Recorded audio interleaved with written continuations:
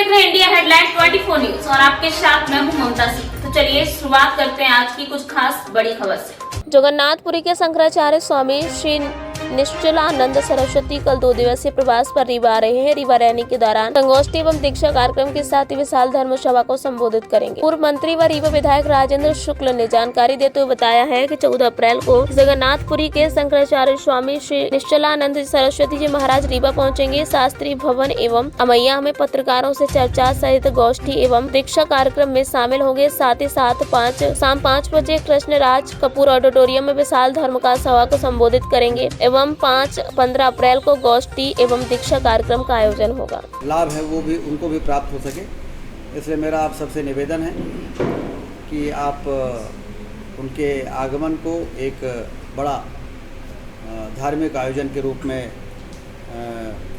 प्रस्तुत करने के लिए आप सब भी इसमें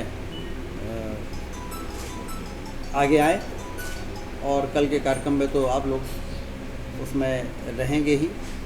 जो मुख्य आयोजक हैं वो लोग भी अभी आ रहे हैं, तो वो लोग भी अपनी बातें आपको बता सकेंगे। तो आज की आप सबको बुलाने का एकमात्र उद्देश्य यही था कि हम सब इस आयोजन को एक बड़ा स्वरूप देने के लिए कल ही सुबह उनको आना है और फिर दिन में कई उनकी कुछ संगोष्ठियां हैं जो हमारे ही घर के बगल में स्वर्गीय राम सागर शास्त्री जी के ही घर में वो रुकेंगे। वहीं पे संगोष्ठी है और शाम को फिर वो धर्म सभा का आयोजन है। उसके बाद वो सतना निकल जाएंगे और फिर सतना में इसी प्रकार का उनका कार्यक्रम है। तो हमारे विंध्य क्षेत्र के लिए बहुत बड़ा अवसर है ये, बहुत बड़ा मतलब इसकी चर्चा तो पूरे देश में होगी कि स्वामी निश्चलानंद सरस्वती जी महाराज मध्य प्रदेश के विंध्य क्षेत्र में पहुँचे। और हम सब तो शंकराचार्य जी, जो आदि शंकराचार्य जी, ऐसा की मान्यता है कि रीवा में जब वो चारों मठ की स्थापना करके वापस जा रहे थे तो रीवा के पचमठा के बिहर नदी के किनारे रुके थे वो एक रात, और उन्होंने यहाँ भी शंकर जी की एक मंदिर का स्थापना कर दी थी। फिर रीवा के लोगों ने उसको पचमठा नाम दिया, 5वां मठ। 4 मठ देश के चारों कोनों में और 5वां मठ रीवा में। तो उस पचमठा के विकास के लिए भी हम लोग जिस प्रकार से काम कर रहे हैं वो 1-2 महीने के अंदर जब उसका लोकार्पण होगा तो आप लोग भी देखेंगे कि उस स्थान का पूरी तरह से कायाकल्प हुआ है। जब ओंकारेश्वर में लगभग 1.5 से 2 हज़ार करोड़ के प्रोजेक्ट, जैसे हैदराबाद में रामानुज स्वामी जी की मूर्ति की स्थापना चिन्नरजीयर स्वामी जी ने की और प्रधानमंत्री जी ने लोकार्पण किया, उसी प्रकार से आदि शंकराचार्य जी की भव्य प्रतिमा ओंकारेश्वर में लगाई जा रही है, जहाँ पे उनकी दीक्षा हुई थी। और उस ओंकारेश्वर के विकास में मध्य प्रदेश से 4 यात्राएं निकाली गई थी अलग अलग कोने से, उज्जैन से, और तो उसमें एक यात्रा रीवा से भी निकाली गई थी, आपको ध्यान होगा। वो यात्रा रीवा से निकालने का उद्देश्य ये था कि शंकराचार्य जी रीवा में रुके थे, शंकर जी के मंदिर की स्थापना की थी और पचमठा के नाम से 5वें मठ के रूप में उसको माना जाता है। तो आदि शंकराचार्य जी भी रीवा पधारे और काल का चक्र ऐसा घूम रहा है कि आज शंकराचार्य जी फिर आ रहे हैं। कल रीवा के लिए बहुत ही सौभाग्य का दिन है कि हमारे देश के बहुत ही बड़े संत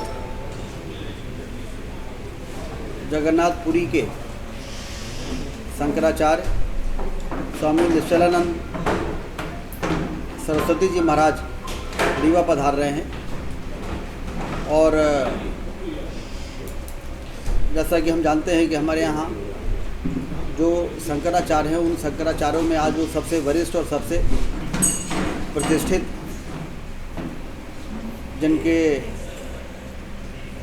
जिनको स्वयं मैंने देखा है कि प्रधानमंत्री जी और हमारे देश के जो बड़े मूर्धन्य लोग हैं, बहुत ही सम्मान और उनका बहुत ही ऊंचा स्थान उनको प्रदान किया जाता है। ऐसा भी हम लोग सुनते हैं कि जगन्नाथपुरी के भगवान के चलित स्वरूप के रूप में स्वामी निश्चलानंद सरस्वती जी महाराज जी को माना जाता है और साक्षात ईश्वर शंकर जी का स्वरूप उनके व्यक्तित्व में देखा जाता है।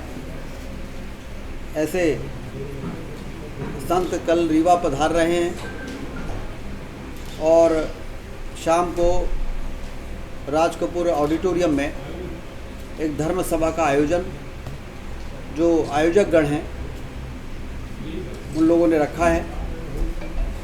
रीवा के विधायक होने के नाते मैंने अपना ये दायित्व समझा कि मुझे आप सब लोगों को बुलाकर और ये महत्वपूर्ण जो अवसर है, पुण्य अवसर, कहा जाता है कि जब किसी क्षेत्र का भाग्य जागृत होता है तो इस प्रकार के संतों के चरण पड़ते हैं।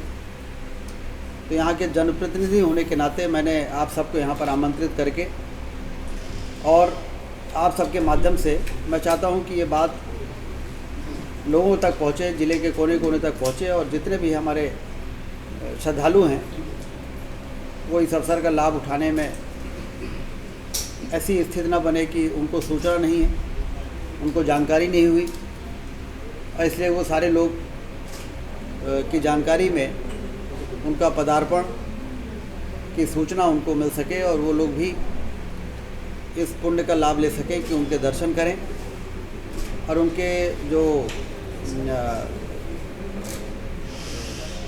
शुभ वचन है, उनका जो प्रवचन है जी सरस्वती जी महाराज, तो हम सब के लिए सौभाग्य की बात है। यही सूचना आप लोगों को देने के उद्देश्य से मैंने आज आप सबको आग्रह किया था कि आप पधारें। बहुत बहुत धन्यवाद। भमश्रवस्तमं ज्येष्ठराजं ज्येष्ठराजं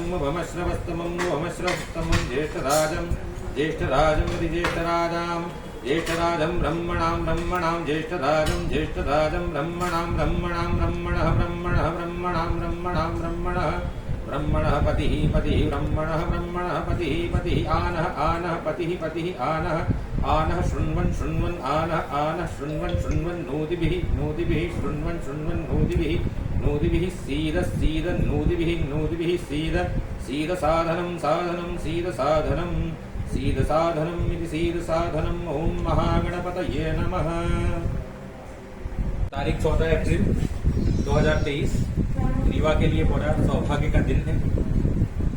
जैसे क्रिश्चियनिटी में पोप सर्वोच्च धर्मगुरु होते हैं, वैसे ही हिंदुत्व में शंकराचार्य का पद होता है। रीवा का सौभाग्य है कि ऋग्वेद से संबद्ध पूरी पीठाधीश्वर श्री जगत गुरु शंकराचार्य निश्चलानंद सरस्वती महाभाग रीवा पधार रहे हैं और आप सब रीवा वासियों को मैं आमंत्रित करता हूँ। राज कपूर ऑडिटोरियम में कल शाम 5 बजे विशाल धर्म सभा का आयोजन किया गया है, तो सब समाज वहां पहुंचे।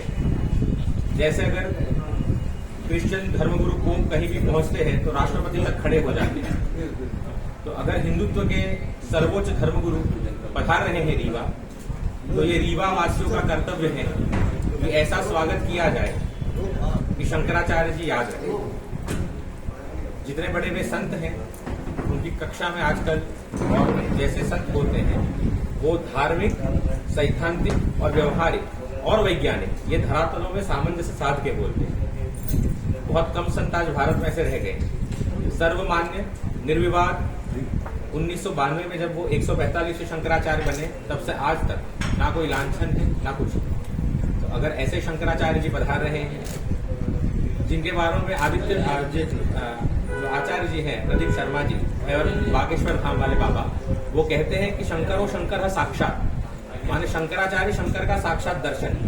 और पद्म पुराण में लिखा गया है कि जगन्नाथपुरी पीठ वाले गोवर्धन पीठाधीश्वर महाराज जगन्नाथ महाप्रभु के चलित विग्रह माने जाते। तो इससे ज्यादा तो हम कुछ दे नहीं सकते आपको। तो रीवा की जनता पहुंचे और आप सब माननीयों का हमारा समर्थन है, तो सभा एकदम विशाल होगी ही और इसे भव्य बनाने में आप सबका रोल होगा। तो सब पहुंचे, ऐसा मेरा निवेदन है। वक्त हो गया एक छोटे से ब्रेक का। ब्रेक के बाद फिर से हाजिर होंगे ऐसी कुछ खास बड़ी खबरों के साथ। तब तक के लिए नमस्कार। हर खबर की अपडेट पाने के लिए आप हमारे चैनल को सबसे पहले सब्सक्राइब करें।